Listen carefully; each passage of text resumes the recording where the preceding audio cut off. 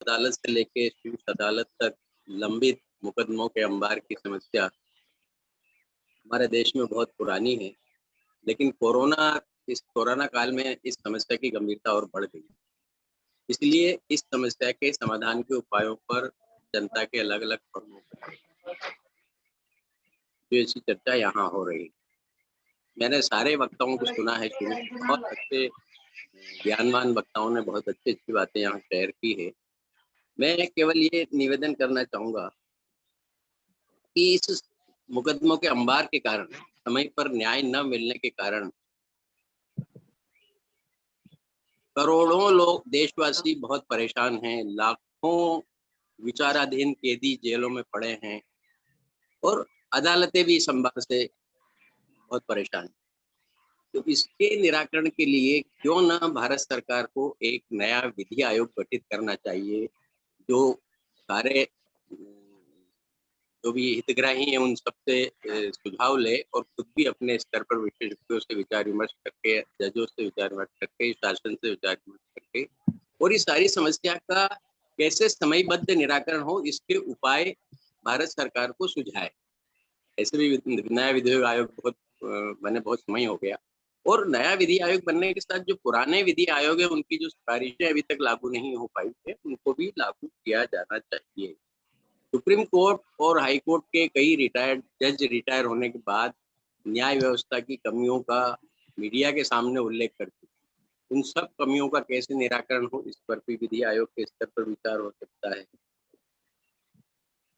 Virtual hearing इस लंबित मामलों की संख्या को देखते हुए बहुत आवश्यक हो गई है। यहाँ कई व्यवहारिक समस्याएं, तकनीकी समस्याएं वर्चुअल सुनवाई के बारे में गिनाई गई।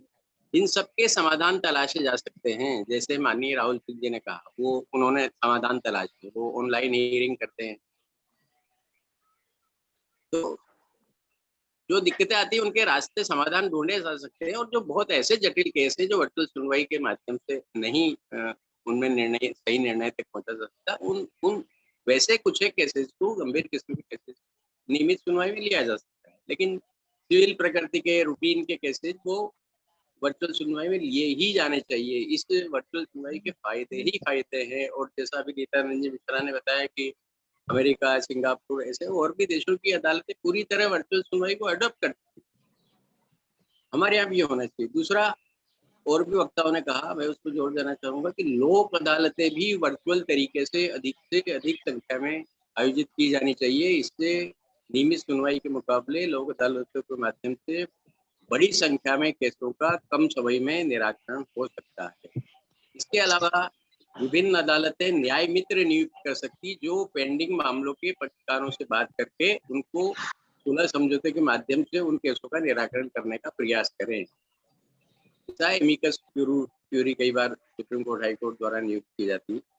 और एक और महत्वपूर्ण बात है कि सारी अदालतों को और वकीलों को भी तारीख पे तारीख लेने देने की प्रवृत्ति से अब बाज आना चाहिए। ये मानवता के सामने, जो न्याय व्यवस्था के सामने इतना बड़ा खतरा है लंबित मुकदमों, इसको देखते हुए कम से कम बार सुनवाई करके मामले निर्णित किए जाने चाहिए। आपसी समझौतों से केसों का निपटारा करने के प्रयास तेज करने के लिए कोई नया मैकेनिज्म भी बनाया जा सकता है। विभिन्न राज्यों में, केंद्र में विधिक सेवा प्राधिकरण है, लेकिन इसके अलावा भी और कोई कारगर तरीके खोजे जा सकते हैं। दूसरी एक और महत्वपूर्ण बात है, इस मुकदमों के अंबार को देखते हुए जो करोड़ों की संख्या, ये ऊपरी अदालतों के ग्रीष्मकालीन अवकाश और शीतकालीन अवकाश क्यों नहीं रद्द होने चाहिए? क्यों जरूरी है हर साल ये दो लंबे अवकाश जजेस के लिए? केंद्रीय सूचना आयोग, राज्य सूचना आयोग को भी अधिकार है कि वो अपने लिए ग्रीष्मकालीन अवकाश, शीतकालीन अवकाश घोषित कर सकते हैं, लेकिन सूचना आयोग ऐसा नहीं करते हैं और लगातार सुनवाई करते हैं ताकि लंबित मामलों का निपटारा। सूचना आयोगों की इस सकारात्मक रवैये से सीख लेके कोर्टों को भी जब तक लंबित मुकदमों का ढेर एक निश्चित सीमा तक कम न हो जाए, तब तक इन अवकाशों को स्थगित कर देना चाहिए।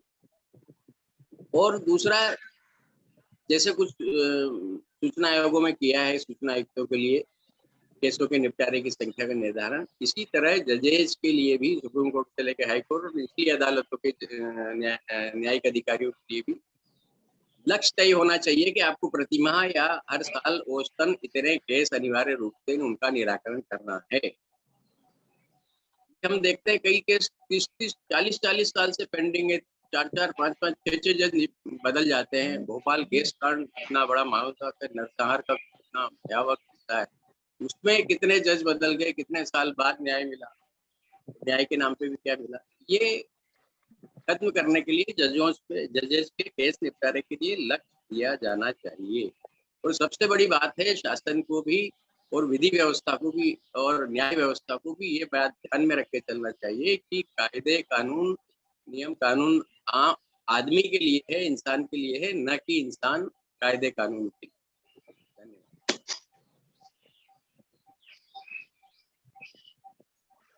बहुत महत्वपूर्ण बात आपने कही है कि न्याय व्यवस्था आदमी के लिए है, और यहाँ तो ऐसे लग रहा है कि पूरा अपोजिट सा काम कर रहा है, क्योंकि पूरी तरह से जिस तरह से पेंडेंसी बढ़ रही है, ये बहुत ही चिंता का विषय है। और हमारे बीच में वीरेश वेल्लूर सर हैं कर्नाटक से, आरटीआई स्टडी सेंटर के आप ट्रस्टी हैं। सर स्वागत है आपका, आप भी अपना विचार इस विषय में रखें। सॉरी, एक बात जोड़ना चाहूंगा कि ये लंबित मुकदमों का ढेर बढ़ाने की सबसे जिम्मेदार केंद्र और राज्य सरकारें हैं। सुप्रीम कोर्ट और हाई कोर्ट में सबसे ज्यादा मुकदमे इन सरकारों के लंबित। तो सरकारों को ये पहल करनी चाहिए कि वो अपने से जुड़े ज्यादातर केस कोर्ट के बाहर उनका समाधान करके उनको खत्म करे, तो अदालतों का भार बहुत कम हो जाए। ये बिल्कुल सर, बिल्कुल बहुत महत्वपूर्ण बात आपने कही है। धीरेश बेल्लूर सर, अपने आप को अनम्यूट कर लें सर। हाँ, नमस्कार।